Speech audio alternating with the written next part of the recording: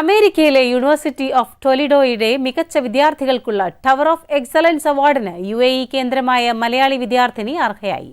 അബുദാബിയിൽ താമസിക്കുന്ന അമല ബാബു തോമസ് ആണ് ഈ മിടുക്കി.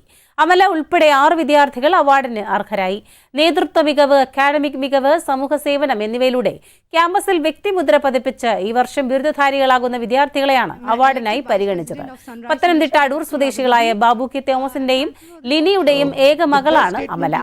നേരത്തെ രാഹുൽ ഗാന്ധിയുടെ ദുബായ് സന്ദർശനത്തിൽ വിദ്യാർത്ഥികളുമായുള്ള ആശയവിനിമയ പരിപാടിയിൽ ചോദ്യം ചോദിച്ച് അമല കയ്യടി നേടിയിരുന്നു. അന്ന് രാഹുൽ ഗാന്ധി അമലയെ കോൺഗ്രസിലേക്ക് ക്ഷണിച്ചു.